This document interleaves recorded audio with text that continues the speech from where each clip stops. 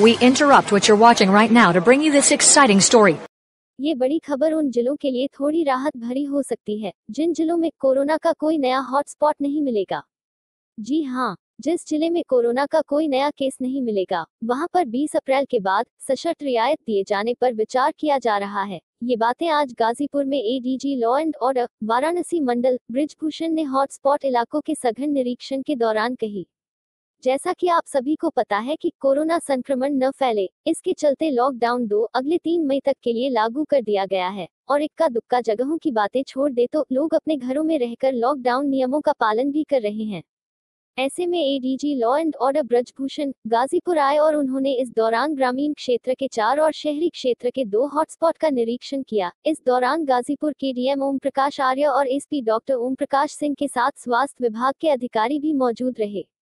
निरीक्षण के दौरान एडीजी वाराणसी ने बताया कि उन्होंने ग्रामीण इलाकों और शहरी इलाकों के हॉटस्पॉट का निरीक्षण किया है।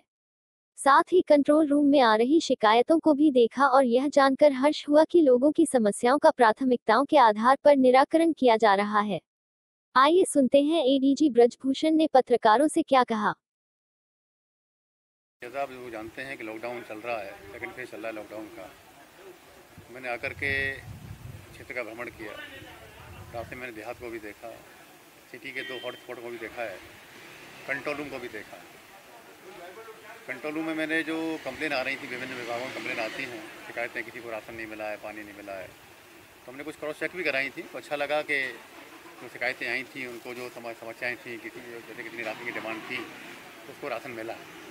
ये अच्छी बात है।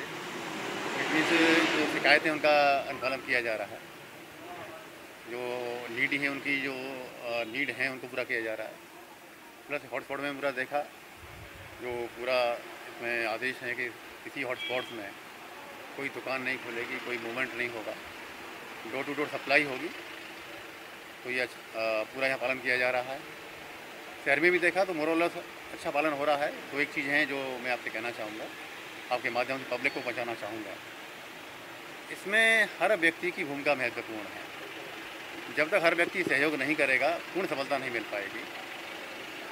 एक तो मुझे जो दिखाई पड़ा पब्लिक का थोड़ा सा जो उनको मैसेज देने की आवश्यकता है, ये बड़ा स्पष्ट कहा गया है, बड़ा आदेश भी हैं, निर्देश भी हैं कि कोई भी व्यक्ति जब घर से बाहर निकले तो अपने चेहरे को कवर करके निकले, चाहे मास्क हो, चाहे अंगोछा हो, चाहे रुमाल, कुछ भी हो। कुछ लोग अभी देहात में ऐसे दिखाई पड़े जो चेहरे को कवर नहीं किए हुए थे, तो मैं आप लोगों के माध्यम से उनको अपील करना चाहूँगा। अदरवाइज मैंने अधिकारियों को कहा भी है, पीए सिस्टम से भी अनाउंस करवाया जा रहा है और जो लोग पालन नहीं कर रहे हैं उनके खिलाफ एफआईआर दर्ज की जाएगी। दूसरा, कुछ जो दोपहिया वाहन हैं, चाहे वो साइकिल है, चाहे बाइक है, चाहे स्कूटर है, और जो किसी निश्चित कार्य से जा रहा है, इमरजेंसी से जा रहा है, मैं कहना चाहूँगा उस पर एक ही व्यक्ति चला। कुछ बाइकों पर 2-2 लोग चलते दिखाई पड़ रहे हैं, तो इससे सोशल डिस्टेंस का फॉलो नहीं हो पाता है। ऐसे लोगों के खिलाफ सख्त कार्रवाई की जाएगी। नेशनल डिसास्टर एक्ट 2005 के तहत उनके खिलाफ एफआईआर दर्ज की जाएगी। तो मैं ऐसे लोगों से अपील करना चाहूँगा, एक तो घर से निकलें नहीं, बहुत ही इमरजेंसी है, वैलिड परमिशन के साथ निकलें और रूल्स को फॉलो करें। सर, अभी आपने कुछ पुलिसकर्मियों से भी बात किया है, क्या उनकी भी कुछ समस्याएं सामने आई हैं या क्या रहा? नहीं, अभी मैंने अपने कर्मचारियों से भी बात की।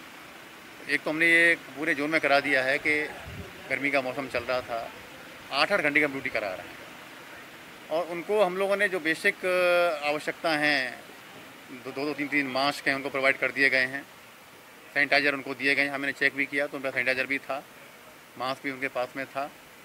प्लस उनको कहा जा रहा है कि डेली अपनी ध्यान रखें स्वच्छता का, ड्यूटी के बाद जाएँ तो नहाएँ, यूनिफॉर्म साफ़ करें, धोएँ, वो पालन किया जा रहा है।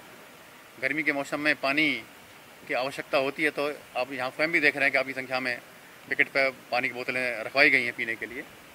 अभी मैं पुलिस लाइन में भी जाऊंगा, जहां हमारे आरटीसी लोग ट्रेनिंग कर रहे हैं, जवान हैं, जवान रहते हैं, उनकी साफ़ सफाई है, उनकी वेरी व्यवस्थाएं वो देखने जाऊंगा। क्योंकि जैसा मुझे बताया गया कि वहां भी सारी व्यवस्थाएं कर दी गई हैं और हर थाने को, हर पुलिस लाइन को मशीन भी लेके दे दी गई हैं, केमिकल्स दिया गया है, सैनिटाइजेशन लगातार कराया जा रहा है और जिलाधिकारी और एसपी लगातार पूरे ज़िले में भ्रमण करते हुए, चाहे वो फोर्स का मामला हो, आम पब्लिक का हो, हॉटस्पॉट्स हों, इसको देख रहे हैं। प्लस जो 5 लोग यहाँ पॉजिटिव निकले हैं 3 जमाती, 2 उनके संपर्की थे।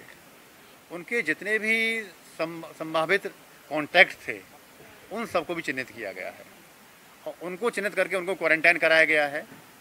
उनके सैंपलिंग भी कराई गई हैं, टेस्ट भी कराए गए हैं। लकीली अभी तक किसी का पॉजिटिव नहीं निकला उनमें से। और भी मैं ये कहना चाहूँगा कि किसी भी गांव में कोई ऐसा व्यक्ति है, किसी को कोई डाउट है, बाहर से आया हुआ है, चाहे वो दिल्ली से आया हो, मुंबई से आया हो, अन्य राज्य से आया हो, उसके बारे में ज़रूर सूचना दें। कहीं कोई किसी को डाउट लगता है जिससे उसकी चेकिंग की जा सके। जैसे हमारे अधिकारी, हमारे बीट के सिपाही, लेखपाल, पंचायत सेक्रेटरी, इन सबको भी टास्किंग दी गई है कि हर एक गाँव के बारे में जाके फीडबैक लें और कहीं कोई बात होती है बताया जाए। लॉकडाउन पार्ट 2 चल रहा है सर, ऐसे में और क्या रियायतें दी जाएंगी अन्य जिलों में या बाकी? देखिए, ये सारी चीज़ें आपके सामने पता ही पहले आ चुकी हैं। इसके भारत सरकार से निर्देश जारी हो गए हैं कि जिन जिलों में कोई नया हॉटस्पॉट डेवलप नहीं होगा 20 तारीख के बाद, उनको कुछ रियायतें हैं, वो काफ़ी डिटेल में हैं, उनको सबको जारी कर दिया जाएगा कि किस किस फील्ड में। लेकिन रियायत का मतलब उसमें साफ कहा गया कि कहीं कोई ये पाया जाएगा कि वो लोग उसका उल्लंघन कर रहे हैं, जो उसमें कंडीशन लगाई जाएंगी तो पुनः लागू किया जा सकता है। तो उसमें हमें लगातार जो अनुशासन है उसको फॉलो करना है। रियायतें भी मिलेंगी, उसमें भी अनुशासन रहेगा, सोशल डिस्टेंसिंग वहाँ भी फॉलो होंगी, नॉर्म्स फॉलो होंगी। बिना नॉर्म्स के ये नहीं कि छूट, एक लिमिटेड छूट मिलेगी, वो सारा चीज़ें आपको संज्ञान आपको आ चुकी होंगी और अपने आपको दे दिया जाएगा। Thank you sir.